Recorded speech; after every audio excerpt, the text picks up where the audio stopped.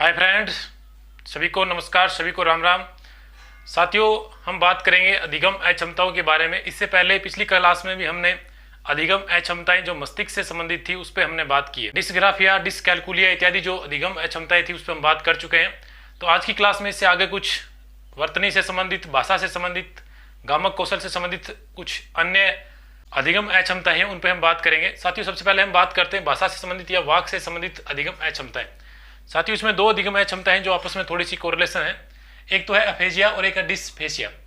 Aphasia में क्या साथियों, बच्चा जो होता है वो मौखिक भाषा को ग्रहण नहीं कर पाता है। मौखिक भाषा ग्रहण करने में उसको क्या होती है, कठिनाई होती है। अफेजिया में क्या होता है, मौखिक भाषा ग्रहण करने में उसे क्या होती है, कठिनाई होती है। वो आसानी से मौखिक भाषा को ग्रहण नहीं कर पाता है। यानी जो हम उसे बोल के चीज समझाना चाहते हैं उसे समझने में कठिनाई महसूस होती है उसे। यानी इसमें क्या होता है, हम जो बोल के चीज बच्चे को समझाना चाहते हैं उसे समझने में उसे कठिनाई महसूस होती है, उसको हम क्या कहते हैं, अफेजिया कहते हैं। लास्ट क्लास में हमने पढ़ा था एफेसिया। अफेसिया में क्या था साथियों, बच्चा मौखिक भाषा को स्पष्ट रूप से समझा नहीं पाता था, तो उसे भी अफेसिया कहते हैं। उसमें मौखिक भाषा बोलने में उसके दिक्कत हो रही थी, और ये अफेसिया, इसे मौखिक भाषा ग्रहण करने में दिक्कत है। नेक्स्ट है डिस्फेसिया। डिस्फेसिया में क्या होता है साथियों, बच्चा किसी के फेस को जो है उसे देखते ही वो उसकी वाक अक्षमता हो जाती है। यानी बच्चा किसी के सामने अच्छी तरह से नहीं बोल पाता है। कुछ बच्चे जो क्लास में बैठे बैठे अच्छे से बोल लेते हैं, लेकिन टीचर जैसे आता है टीचर के सामने वो अच्छे से नहीं बोल पाते। इसको हम कहेंगे डिस्फेसिया। यानी फेस से किसी फेस के सामने वो आसानी से नहीं बोल सकता। इसे इस तरह से आप समझ सकते हो, ये भी वाक अक्षमता है। विचार अभिव्यक्त जो है वो किसी के सामने नहीं कर पाता है, ये क्या कहेंगे हम, डिस्फेसिया कहेंगे। यानी बच्चा किसी के सामने अपने विचार प्रकट करना है तो वो नहीं कर पाता है, जिसे हम डिस्फेसिया कहेंगे। डिसऑर्थोग्राफिया, ग्राफिया जहाँ पे भी आए समझ लिया बच्चों, ये वर्तनी से संबंधित होता है। जैसे गणित वाले में हमने पढ़ा था, डिस्ग्राफिया पढ़ा था, उसमें भी यही था। तो डिसऑर्थोग्राफिया क्या होता है, इसमें हमारे शरीर में कुछ दिक्कत होने के कारण हमारी जो वर्तनी होती है वो अशुद्ध हो जाती है। तो वर्तनी से संबंधित विकार जो होता है उसे हम क्या कहेंगे, डिसऑर्थोग्राफिया कहेंगे। डिसऑर्थोग्राफिया वर्तनी से संबंधित विकार।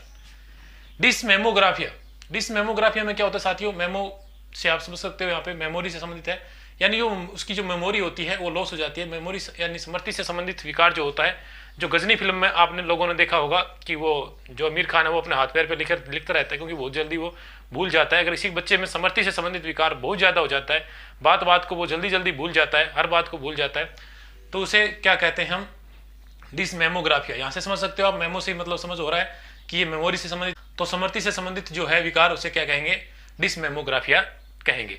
नेक्स्ट है साथियों हमारे पास मोनेप्लेसिया। ये दोनों साथियों शारीरिक विकार हैं।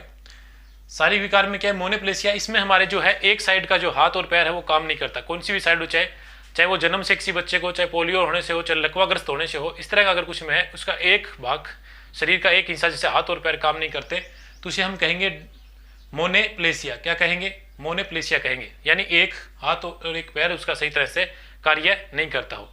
अगर दोनों हाथ और दोनों पैर सही तरह से कार्य नहीं करे उसे हम कहेंगे हेमीप्लेसिया। तो मोनो से यहाँ पे क्या होता है, सिंगल से होता है, और हेमी से क्या होता है, डबल से होता है। तो दोनों हाथ और पैर कार्य नहीं करेंगे तो इसे कहेंगे हेमीप्लेसिया कहेंगे। नेक्स्ट है साथियों एपिलेसिया। इसमें क्या होता है, मिर्गी के दौरे पड़ते हैं। जैसे कि कोई बच्चा जो है उसे बैठे बैठा जो है हम देखते हैं उसमें शरीर में अकड़न वगैरह आ जाती है और चक्कर से ऐसे उसे आने लग जाते हैं, इसे क्या कहते हैं, मिर्गी के दौरे पड़ना। तो इसी को हम जो नाम देते हैं वो देते हैं एपीलेप्सी। एपीलेप्सी काफी इंपॉर्टेंट है ये। नेक्स्ट है डिमेंशिया। डिमेंशिया में क्या होता है साथियों, बच्चे का चिंतन करने की जो होती है शक्ति वो कमजोर होती है, उसके जो समृद्धि होती है वो कमजोर होती है, वो जल्दी से कोई विचार या निर्णय नहीं ले पाता है। कुछ बहुत से बच्चे हम देखते हैं ऐसे कि वो सोचने में काफी समय लगा देते हैं, उसके बाद में कोई निर्णय ले पाते हैं। तो चिंतन और समृद्धि और निर्णय लेने की क्षमता जिसकी कमजोर होती है उसे क्या कहेंगे, डिमेंशिया कहेंगे। क्या कहेंगे साथियों, डिमेंशिया कहेंगे। नेक्स्ट है ग्लूकोमा। ग्लूकोमा साथियों आंख की रेटिना से संबंधित रोग होता है। इसमें उच्च रक्तचाप के कारण हमारी रेटिना प्रभावित हो जाती है, जिससे हम किसी वस्तु का जो है वो मस्तिष्क में चित्र उसका आसानी से नहीं बना पाते हैं, तो उसे देखने में हमारी जो दिक्कत होती है ये रेटिना से संबंधित है, तो इसे हम क्या कहेंगे, ग्लूकोमा कहेंगे। इसे क्या कहेंगे, ग्लूकोमा कहेंगे। नेक्स्ट है साथियों हाइपोटोनिया। हाइपोटोनिया ये बहुत ही मतलब इंपॉर्टेंट है, कई बार इसमें पूछा जाता है। आजकल बहुत सी प्रॉब्लम इसी तरह के बच्चों में देखने को मिल रही है।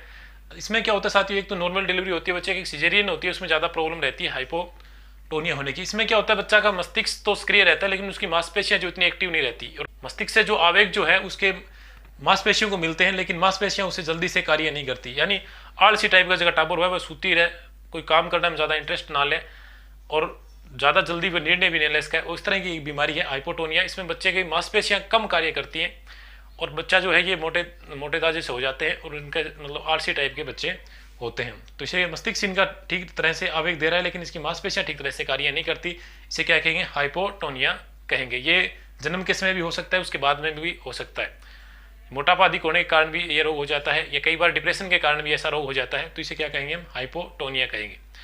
नेक्स्ट साथियों ऑटिज्म, ये काफ़ी इंपॉर्टेंट है साथियों। ऑटिज्म पर पीछे प्रश्न पूछा गया है, जिसे आत्म विमोह या स्व मोह भी कहते हैं। ये जो है शैशवावस्था में पाया जाता है। शैशवावस्था में यानी 3 साल के लगभग बच्चा जो होता है उसमें ऑटिज्म पाए जाते हैं, यानी वो अपने आप में मगन रहता है या वो कोई चीज़ को बार बार पूछता रहता है, इस तरह से वो मतलब एक अलग तरह से व्यवहार करता है, तो इसे हम कहते हैं ऑटिज्म। अगर ये शैशवावस्था में पाया जाता है तो ये शैशवावस्था का करैक्टर होता है साथियों, लेकिन शैशवावस्था के बाद में भी बना रहता है, बच्चा किसी के सामने आने से डरता है, अपने आप में अकेला ही रहता है, तो इसे हम ऑटिज्म कहते हैं। ये फिर एक प्रकार का मानसिक विकार हो जाता है।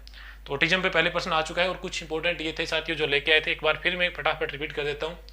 अफेसिया जो साथियों मौखिक भाषा को ग्रहण करने से संबंधित है। डिस्फेसिया किसी फेस के सामने आप विचार व्यक्त नहीं कर सकते, जिसे हम डिस्फेसिया कहेंगे। डिसऑर्थोग्राफिया जो साथियों ये वर्तनी से संबंधित है। डिसमेमोग्राफिया मेमोरी से संबंधित है, आपकी स्मृति है वो कमजोर हो जाती है। मोनोप्लेसिया जो है साथियों इसमें एक हाथ और एक पैर जो है वो सही तरह से कार्य नहीं करता। हेमोप्लेसिया जो है साथियों इसमें दोनों हाथ और दोनों पैर भी सही तरह से कार्य नहीं कर पाते। एपीप्लेसिया में साथियों दौरे वगैरह आने लग जाते हैं, मिर्गी के दौरे आते हैं, उसी में होता है। डिसमेसिया जो है साथियों इसमें स्मृति और चिंतन की क्षमता उस बच्चे में अच्छे से नहीं होती है, वो विचार व्यक्त भी अच्छे से नहीं कर पाता है। ग्लूकोमा जो है साथियों इसमें आंख और रेटिना में प्रॉब्लम हो जाती है, जिसके कारण किसी क्या बोलते हैं, ग्लूकोमा बोलते हैं।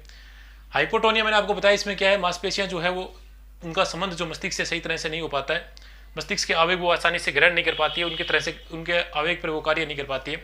ऑटिज्म मैंने कहा कि आत्म विमोह सब विमोह होता है, ये शैशवावस्था में पाया जाता है, लेकिन अगर ये आगे तक बना रहे तो मानसिक विकार हो जाता है।